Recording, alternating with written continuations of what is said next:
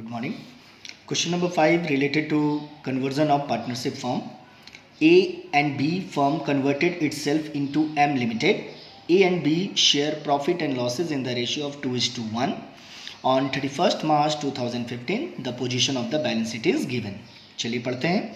Bills payable 7,200, creditor 21,600, Mrs. A's loan 3,200. ए का capital, B का capital 64,000, 40,000. Asset side में आते हैं. Building 40,000, machinery 20,000, stock 24, debtor 23,200, bill receivable 6,400, investment 4,800, goodwill 8,000, cash 9,600. अब आते हैं एडजस्टमेंट. अगर हम लोग बात करते हैं एडजस्टमेंट का तो देखिए, M limited took over all the assets at book value except, सारे एसेट्स को ले रहा है एक्सेप्ट छोड़कर, बिल्डिंग एंड स्टॉक. बिल्डिंग और स्टॉक को बुक वैल्यू पे नहीं ले रहा है. तो किस वैल्यू पे ले रहा है? जब बिल्डिंग और स्टॉक को बुक वैल्यू में नहीं ले रहा है तो उसका अपना मार्केट प्राइस है. बिल्डिंग का मार्केट प्राइस है 45,000 जबकि स्टॉक का 20,000. इस वैल्यू पे उसको ले रहा है. The investment were sold by the firm itself, यानी कि इन्वेस्टमेंट को फर्म खुद बेच रहा है, न्यू कंपनी इन्वेस्टमेंट को नहीं ले रहा है, कंप्लीटली नहीं ले रहा है. Firm also paid Mrs as loan, और जो फर्म है पार्टनरशिप फर्म वो मिसेज एज लोन का केवल पेमेंट कर रहा है. Remaining liability were taken over by M limited. M limited बाकी का लाइबिलिटीज़ को टेक ओवर कर रहा है. Goodwill was valued at 28,800. Goodwill का भी मार्केट वैल्यू बढ़ गया है, इसलिए मार्केट वैल्यू पे गुडविल को लिया जा रहा है. The purchase consideration is discharge as under 10,000 equity share of ₹10 each and the balance in cash. अब हम लोगों को बनाना है रियलाइजेशन अकाउंट और बाकी नेसेसरी अकाउंट. तो अकॉर्डिंग टू क्वेश्चन, अगर आप लोग ध्यान देंगे तो क्वेश्चन बनाने के पहले इस क्वेश्चन में हम लोगों को सबसे पहले परचेस प्राइस निकालना होगा, जो क्वेश्चन में दिया नहीं है. तो देखिए यहाँ लिखे calculation of purchase price, assets taken over by M limited. Building bracket में मार्केट वैल्यू, यानी बिल्डिंग को मार्केट वैल्यू पे लिया है. मशीनरी बुक वैल्यू जो क्वेश्चन में दिया है. Stock again market value 20,000. Debtor book value, bill receivable book value, goodwill market value 28,800. Point to be noted, book value में है 8,000 लेकिन मार्केट वैल्यू है 28,800. कैश को as it is 9,600.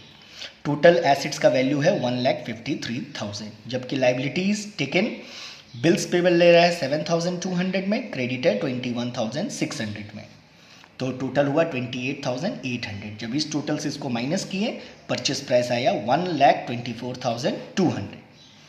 Payable in share, share में वो 10,000 वाला शेयर को 10 रुपये करके इशू कर रहा है 1 लाख, और बाकी बैलेंस इन कैश. तो सबसे क्वेश्चन का मेन पॉइंट जो था परचेस प्राइस, वो हम लोगों का निकल गया. अब हम लोग शुरू करते हैं रियलाइजेशन अकाउंट. सबसे पहले रियलाइजेशन अकाउंट में जितना भी एसेट्स है, 2 sundry assets, building, machinery, stock, debtor, bill receivable, investment, goodwill, cash, सबको बुक वैल्यू में ले रहे हैं 1,36,000. लाइबिलिटीज़ में bills payable, creditor, Mrs as loan book value में ले रहे हैं जो बैलेंस शीट में दिया हुआ है. अब एम लिमिटेड का परचेस प्राइस है 1,24,200 जो हम लोग वर्किंग नोट से निकाले हैं, तो by M limited account.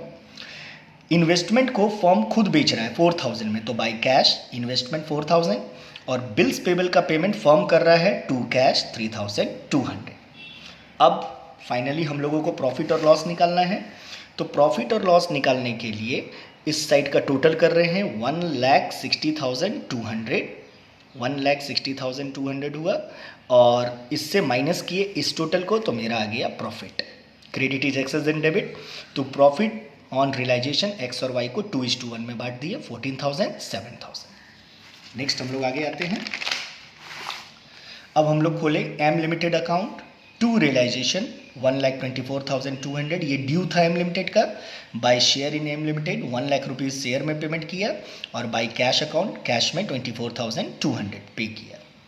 Next आगे बढ़ते हैं.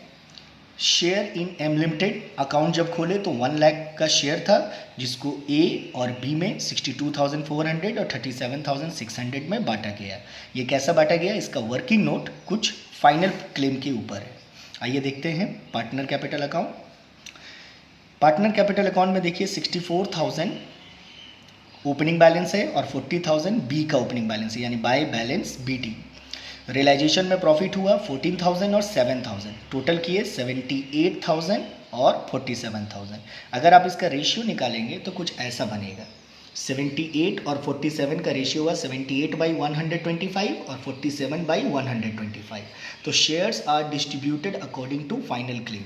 तो ए को मिलेगा 62,400 और बी को मिलेगा 37,600।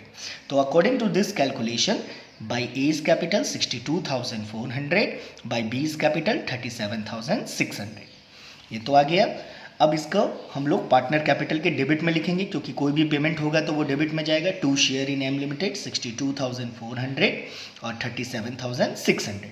लेकिन अभी भी पार्टनर का क्रेडिट का टोटल डेबिट के टोटल से ज़्यादा है, तो जो बैलेंसिंग फिगर आ रहा है टू कैश अकाउंट, इससे इसको माइनस करेंगे 15,600, इससे इसको माइनस करेंगे 9,400। एक बार वर्किंग देख लीजिए आप लोग।